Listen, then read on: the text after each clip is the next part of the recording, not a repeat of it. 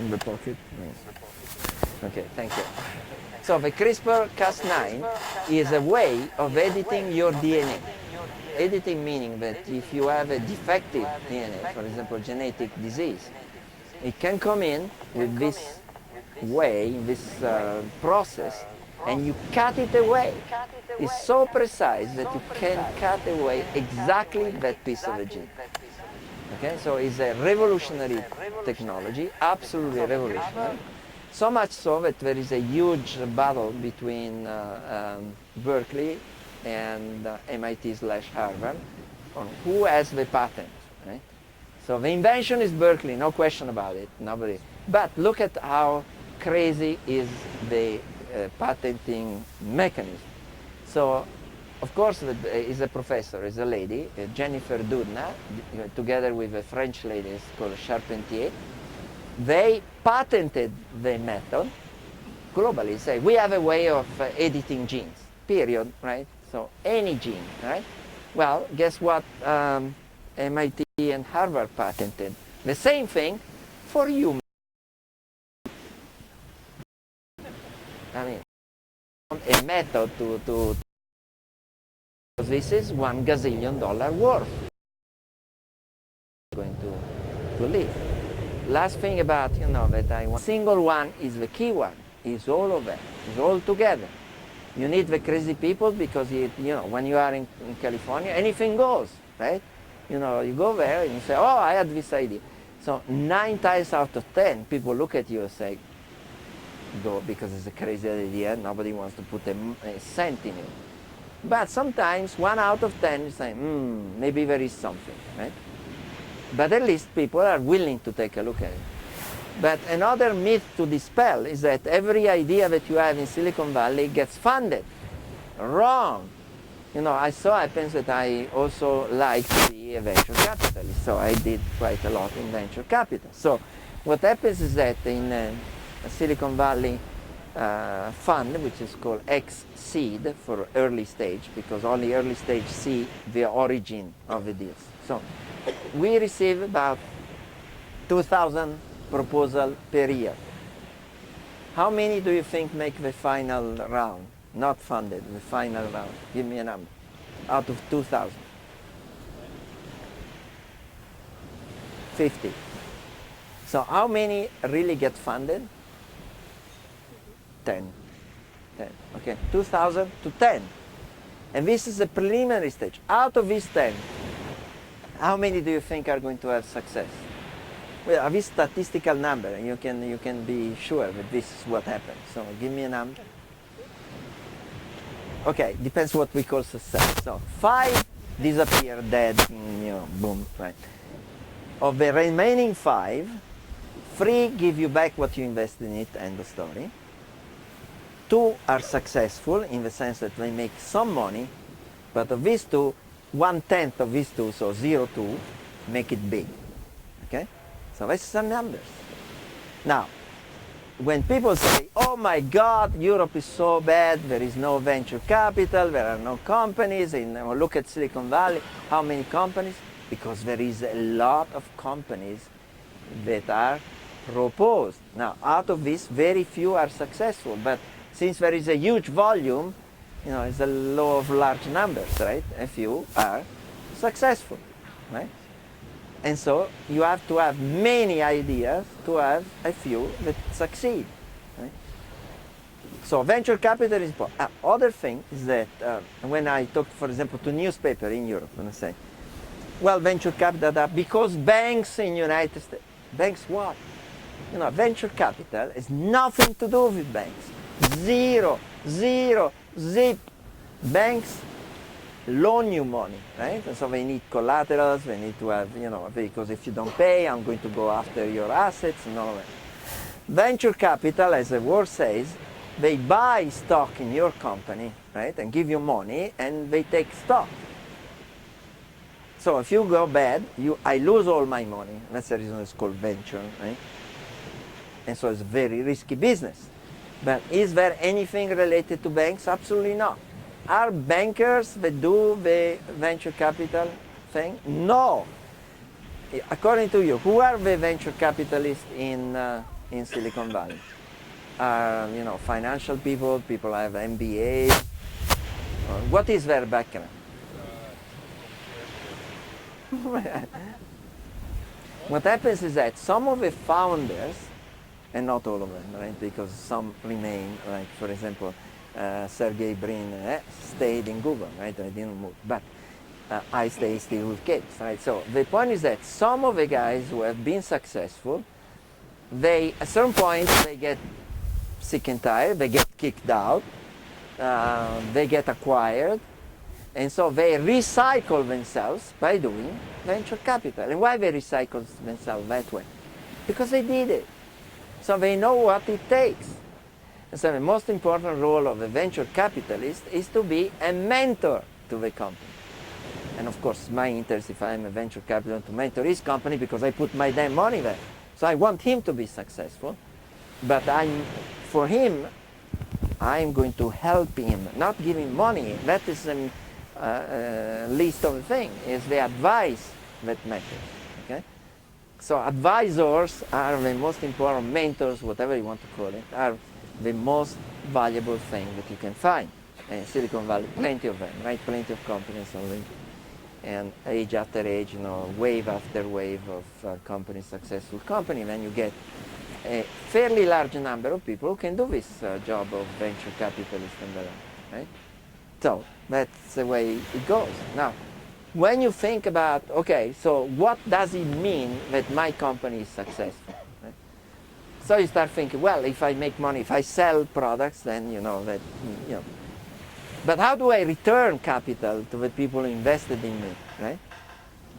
If I stay alive and I sell stuff and I am profitable, it's good, but it's not enough to repay back with the multiplier that people expect in your company. So what do you need to have? It's what is called an exit strategy.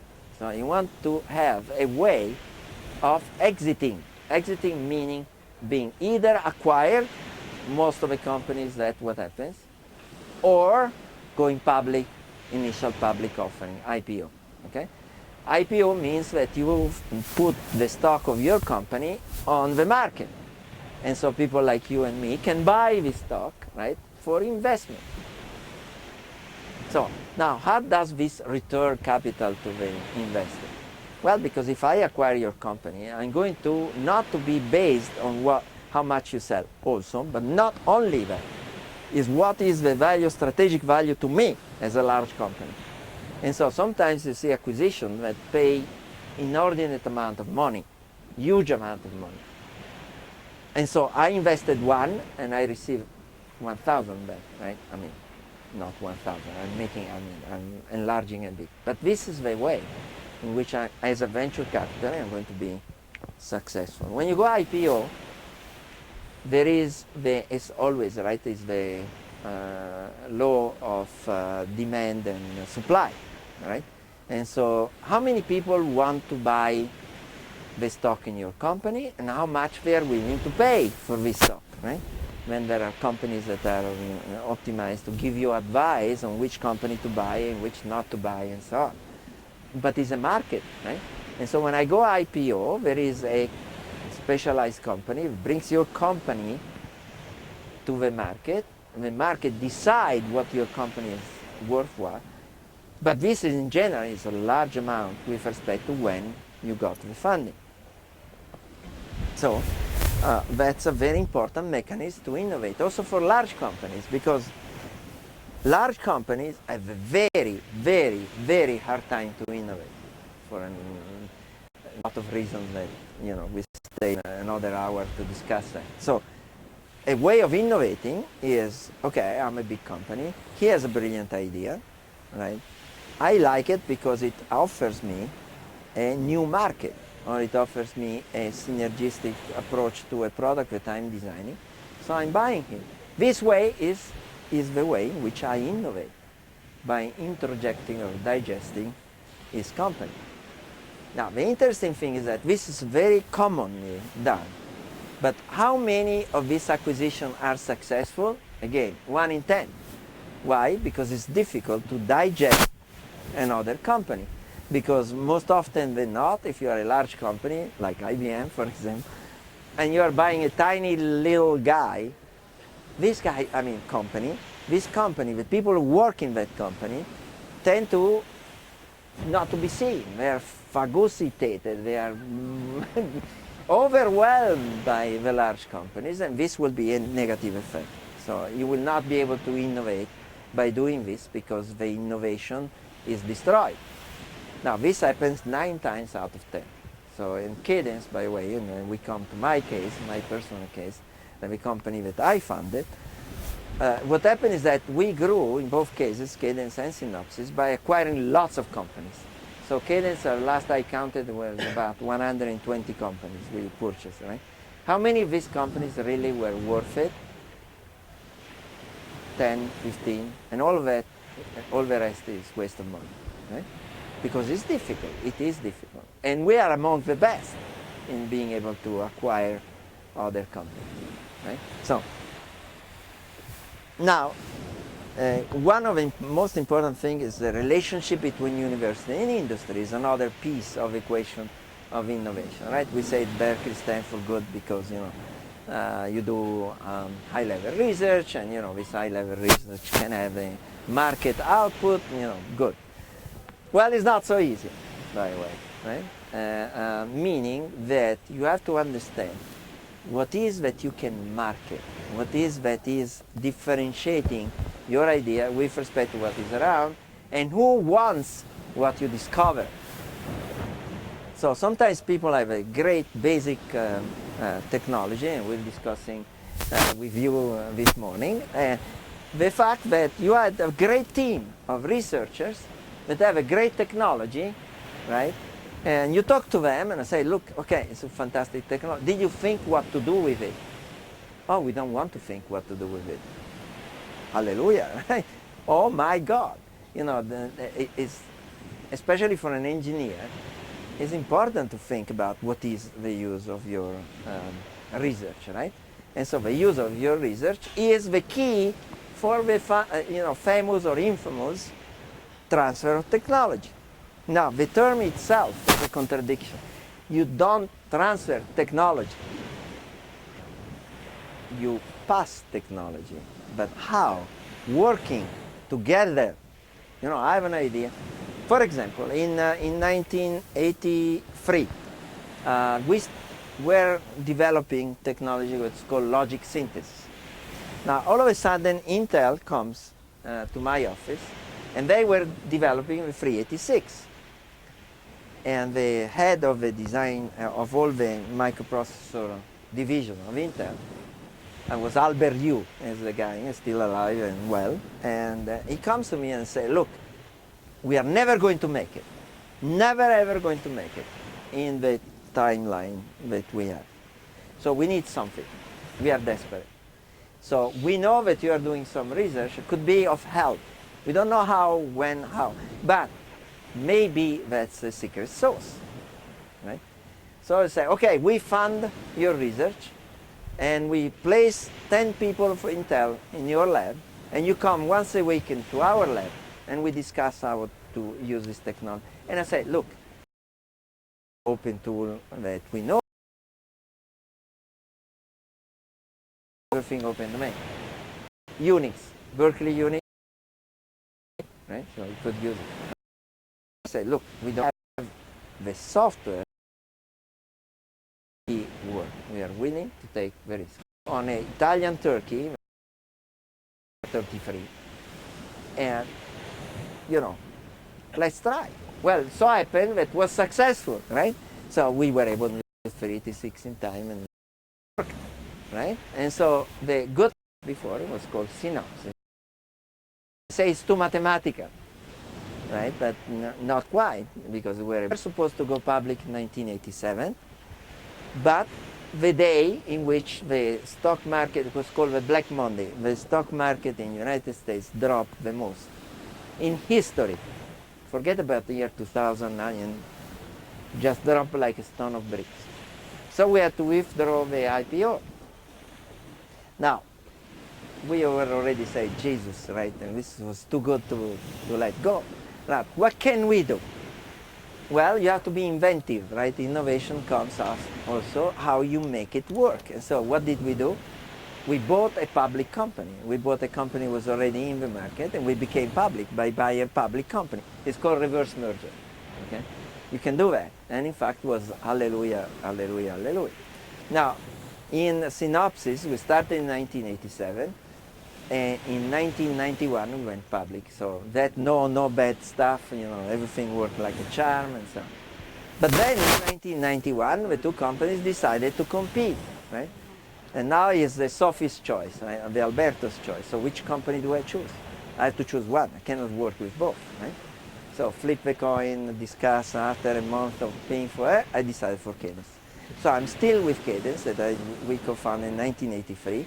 I'm still on the board of directors. I'm still their chief technology advisor. So you're still involved with that company, and you push towards the innovation, next generation, all of that. You help acquiring other companies and the like.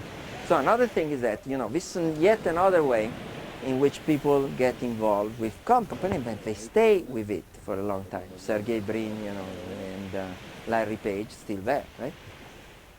Or you come from outside, Google could not be Google unless Eric Schmidt came back. Eric Schmidt, by the way, is PhD in computer science. I was the CEO of, for a long time, of Google when he became the president of Alphabet, but he was the guy who brought Google public in an innovative way. It's called the Dutch action. So instead of going through that mechanism that you have the bankers that take you to the market and all of that, he decided to go through the web. So I put up the stock of the company for bids, open bids. So no bankers involved. In this particular case, there are bankers involved, not VC. There are bankers that put the stock in the market, right? He decided not to do that. It was very innovative. And in fact, he made gazillion dollars for the company, right? So, now, if I look back at what happened in that particular case, is 90% is luck. Okay, so unfortunately I have to give you the bad news. So, it's luck. I mean, there is a big component of everything that you do is luck. So if you are unlucky, don't even try, right? Because that is the most fundamental factor.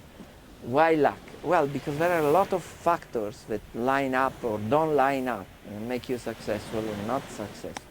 Probably my best company ever didn't see, we're supposed to have a second big round of financing. I mean, it wasn't our fault, we didn't have the right idea. Well, September 11th, so it's right?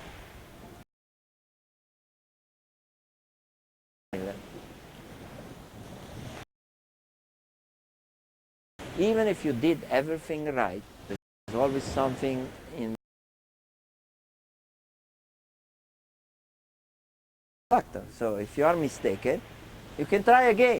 But you can try again. Now, what happens to fail? You lose face. And if you lose face, you are dead. And dead. You commit harakiri, right? Meaning that it's non-acceptable, socially unacceptable to fail. So guess what? How many startups do you know in Japan? Maybe one, who was funded by an Australian. I'm just making it up. But I don't know of any startup made in that corner of the world. I work very closely with Singapore. Now in Singapore it's like pulling teeth. Because again, they want to be sure. But if you have a new venture, how can you be sure of what? Nobody can be sure of anything. So, I know, but maybe the idea is already dead. Right? A guy who was working at MIT. You cannot penalize people because they fail. How did Microsoft start? People wanted to start, laptop of this group of IBMers. So they gave me to North Carolina, to the Research Triangle Park, and got another stupid guy who would be paid for a few dollars to do an operating system. History would be different, right? This is luck. to be at the right place at the right time. Okay, so that's the other important factor that you have to keep in mind. Then, okay, this is great. So sometimes university professor can do companies, right? But you have to look at yourself in the mirror. So how did I come here? I came with Blue Air, right? It's not the best company in the world to fly with, right? Now, if I were to quit the university and to go to either Cadence or Synopsys, I would be here with my private helicopter. Not bad, right? Coming here, delivering the speech. Right? That would be highly interesting, right? Well, it didn't happen, and there is a reason for it. It's because I wanted to stay a university professor. I like what I do, right? So I didn't do badly, I can't complain, but I'm not 100 millionaires, right? 100 times millionaires. Why? Because my call to arms is to be a university professor. Not that I don't want to do anything to do with industry, because I consulted for many years, 20 years with IBM. I consulted 30 years with ST. You may still remember the times where I was called Dapper. By all means be it. If you want to continue doing, research work, and you want to try to discover new things, and you want to try to start new company, let be it. Nothing wrong with it. What is wrong is do nothing. Okay, that's not good. Right? That's not good at all. And what does do nothing mean is that if you get satisfied with, squeaking along, right? That's not so good. Right? It doesn't make you happy, I don't think.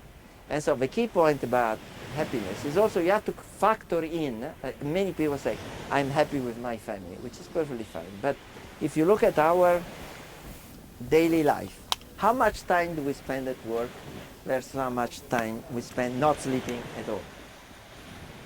80% at work, right? So if you are unhappy at work, how can you be happy, right? So one of the things that, again, that you have to look at yourself is like, what makes me happy? And then try to follow it. Not being a gazillionaire, being a gazillionaire per se may not be such a happy thing, right? And in fact, some people, have a bad story, right? So they drop out, they become because I'm not satisfied. Research, maybe there is an idea in it which is worth being pursued. And it's a very bad deal. You go in Italy, France, wherever startups, so they can get funded. Isn't that a disease? It's horrible because you take away resources from the good stuff. And you incent people to do the wrong thing all the time. And this is really very bad. Now, do we get any of that in Berkeley, Stanford, MIT? Absolutely not. People do like that we patent, especially this CRISPR-Cas9, because that patent is worth a few billions, right? Then it's a different story, and I would like to have a patent like that. But in general, you don't patent just for the taste of patenting, right? Now, other thing is that if you look at most of the universities, you fund the company, and it's not a researcher anymore. It's not you start up like okay. Now, so that's another 360 degrees for what they do in every society, including in Europe.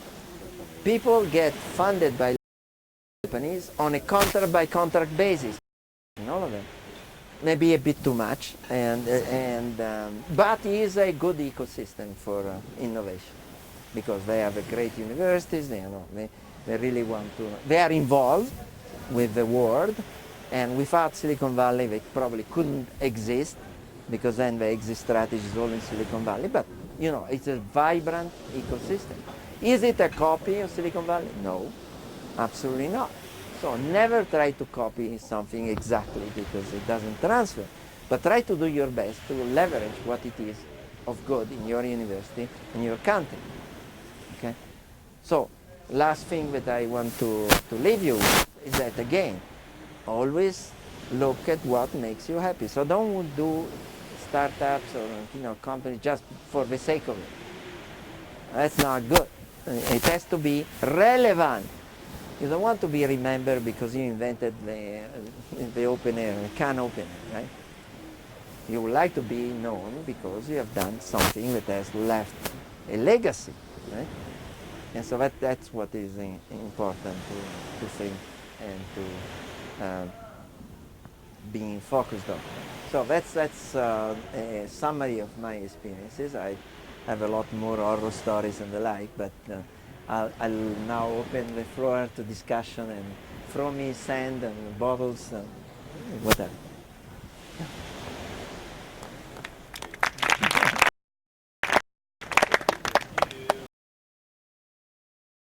You wouldn't be able to deliver. But what kind of stuff today that you see that can Okay, so similar first, potential? well, and that's a very important point. Okay, to. Second, well, what is if we're talking about patterns and synopsis? From what they lead? They lead from IP or from tools or From everything, right? So, okay, so this so anyway, from everything, what do I mean with that? So first of all, I don't know how many of you know Cadence. I mean, it's a fairly large company. So what Cadence does is it has, let's say, four businesses. One is tools, right? Tools means software that helps you designing chips. So a company like ST buy tons of this software, right? For a lot of money. So for example, our largest customer pays 150 million per year, okay, for the tools. Why? Because without it, you cannot design anything, right? So we became a necessity. So that's tools. Second thing that we made money out of is the I don't know. Synopsys have these two businesses, right? Not easy to do at all because you have to design a computer, right, that does one thing particularly well. The fourth thing is services. Okay, that's the end of it, right? What does services mean?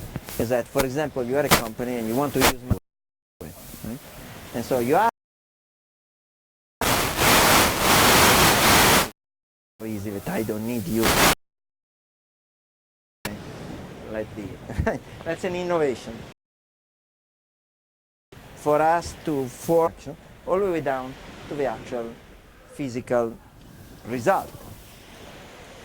The first part was called logic synthesis. It takes a high-level language, a language that's called RTL languages, and maps that into gates, okay, physical gates. And then the next step is okay. So there are two parts: one synthesis, the other one plays a transformation. Now, what we did without this methodology, because and then everybody in the world, in the semiconductor world, use this layer of abstraction. You have several integrated circuit domain. In domain, the big companies are either their tools to design, to help designing tools, that is